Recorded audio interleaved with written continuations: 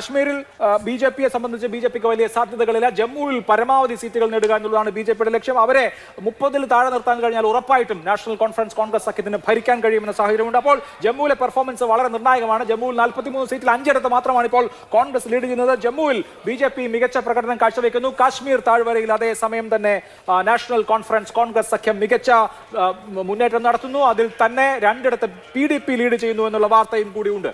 P Basant വിവരങ്ങളുമായി ഡൽഹിയിൽ നിന്ന് നമ്മളോടൊപ്പം ചേരുകയാണ്. ബസന്ത്, ഇതുവരെയുള്ള ഫലസൂചനകൾ വരുമ്പോൾ ജമ്മു കാശ്മീർ ഒരു ഹങ് അസംബ്ലി എന്നതിനപ്പുറത്തേക്ക് ചിന്തിക്കേണ്ടതില്ല എന്ന് തോന്നുന്നത് എത്രത്തോളം നിർണായകമാകും PDP സ്വന്തമാക്കുന്ന സീറ്റുകൾ എന്ന് പറയുന്നത്? അത് ഏറ്റവും സുപ്രധാനമായ ഒരു വാർത്ത വരുന്നത് BJPയുടെ ഭാഗത്ത് നിന്നാണ്. അതായത് ജമ്മു കാശ്മീരിൽ തൂക്ക് സഭയാണെങ്കിൽ ഞങ്ങൾ സഖ്യ സർക്കാർ രൂപീകരിക്കാനുള്ള എല്ലാ ശ്രമങ്ങളും നടത്തും എന്നാണ് ഇപ്പോൾ BJP കേന്ദ്രങ്ങൾ പറയുന്നത്. BJPയുടെ മുതിർന്ന നേതാക്കളൊക്കെ തന്നെ ഇപ്പോൾ കാശ്മീരിലെത്തിയിരിക്കുന്ന ഒരു സാഹചര്യം കൂടിയുണ്ട്. നമുക്കറിയാം, ജമ്മുവിൽ ഏകദേശം 7 സീറ്റിലോളം BJP ഇപ്പോൾ ലീഡ് ചെയ്യുന്നുണ്ട്. മാത്രമല്ല താഴ്വരയിലും കാശ്മീർ താഴ്വരയിലെ 3 സീറ്റിലും BJP ലീഡ് ചെയ്യുന്നു എന്നുള്ളത് അവരെ സംബന്ധിച്ചിടത്തോളം പ്രതീക്ഷ നൽകുന്ന ഒരു സാഹചര്യമാണ്. അതുകൊണ്ട് തന്നെ ഈ പറയുന്ന ജമ്മു കാശ്മീരിൽ ഒരു NC കോൺഗ്രസ് സഖ്യത്തിന് വ്യക്തമായ ഭൂരിപക്ഷം ലഭിച്ചില്ല എന്നുണ്ടെങ്കിൽ അവർ സർക്കാർ ഉണ്ടാക്കാനുള്ള എല്ലാ ശ്രമവും BJPയുടെ ഭാഗത്തുനിന്ന് വരും. അതിൽ ഏറ്റവും നിർണായകമായിട്ട് വരുന്നത് പഞ്ച് പരമേശ്വർ എന്ന് നമ്മൾ പറയുന്ന, അല്ലെങ്കിൽ പഞ്ചരത്നങ്ങൾ എന്ന് പറയുന്ന BJP നാമനിർദ്ദേശം ചെയ്യാൻ പോകുന്ന 5 MLA-മാരുടേതാണ്.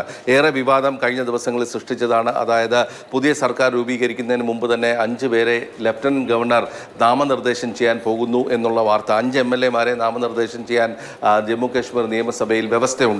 അതിൻ്റെ നിയമപരമായ പോരാട്ടങ്ങൾ ഇപ്പോൾ നടക്കുകയാണ്. അതായത് പഴയ നിയമത്തിൻ്റെ അടിസ്ഥാനത്തിലാണോ, പുതിയതായി വന്ന റീഓർഗനൈസേഷൻ ആക്ടുമായി ബന്ധപ്പെട്ട് വരുന്ന ആ നിയമത്തിലെ വ്യവസ്ഥ പ്രകാരമാണോ എന്നുള്ള തർക്കങ്ങൾ നടക്കുന്നതിനിടയിലാണ് ആ 5 പഞ്ചരത്നങ്ങൾ അല്ലെങ്കിൽ 5 രത്നങ്ങൾ ഇപ്പോൾ നിർണായകമാകുന്നത്.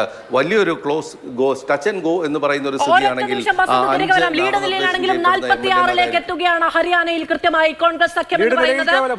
അതെ, ലീഡ് നിലയിൽ ഭൂരിപക്ഷം നേടുന്ന സാഹചര്യം 46 സീറ്റുകളിലേക്ക് മാജിക് നമ്പറിൽ ലീഡ് നില പിടിക്കുകയാണ്. കൃത്യമായി കോൺഗ്രസ് ആദ്യമായി ഹരിയാനയിൽ 46 സീറ്റുകളിൽ ലീഡ് എടുത്തിരിക്കുന്നു. ഹരിയാനയിൽ ഭൂപീന്ദർ സിംഗ് ഹൂഡയുടെ കോൺഗ്രസ് 46-20 എന്നുള്ള നിലയിലാണ് ഇപ്പോഴത്തെ ലീഡ് നില. എന്ന് മാത്രമല്ല, ദുഷ്യന്ത് ചൗട്ടാല ഇപ്പോൾ ട്രെയിലിംഗ് ആണ്, പിന്നിലാണ് ഉച്ചാന കലാനിൽ. എന്ന് പറയുമ്പോൾ നോക്കൂ, JJP എന്ന പാർട്ടിയുടെ ചരമഗീതം കൂടി ഈ തെരഞ്ഞെടുപ്പിൽ എഴുതപ്പെടുകയാണോ എന്ന സൂചന വരുന്നു. JJPയുടെ കോൺഗ്രസ് കയ്യിലെടുത്തിരിക്കുന്നു എന്ന് തന്നെ പറയേണ്ടതുണ്ട്. ഹരിയാനയിൽ അത്ഭുതങ്ങൾ സൃഷ്ടിക്കാൻ 47 അതായത് കേവല ഭൂരിപക്ഷം കടന്ന് മുന്നോട്ട് കുതിക്കുകയാണ് ഹരിയാനയിൽ കോൺഗ്രസ്. ദുഷ്യന്ത് ചൗട്ടാല പിന്നിലാണ്. വിനേഷ് ഫോഗട്ട് ജുലാനയിൽ ലീഡ് ചെയ്യുന്നു എന്ന ഏറ്റവും പ്രധാനപ്പെട്ട വാർത്ത.